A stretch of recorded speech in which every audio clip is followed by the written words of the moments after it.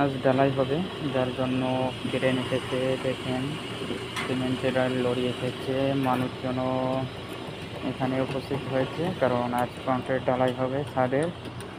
তো এটা হলো তৃতীয় ধাপ, কারণ 2 ধাপ হয়ে গেছে, এখন হলো তৃতীয় ধাপ। এই ধাপের কাজ সম্পূর্ণ হলে ছাদের সম্পূর্ণ কাজ শেষ হয়ে যাবে। দেখতে পাচ্ছেন যে যতটুকু বাকি আছে এটা 2 দিনে সম্পূর্ণ করা হবে। আজ হলো প্রথম দিন, আজ শুরু। তো আজ কংক্রিট প্রথম ঢালাই হবে, তারপরে বাকি যতটুকু থাকে তারপরের দিনে সম্পূর্ণ করবে। 2 দিনে এটা সম্পূর্ণ করা হবে।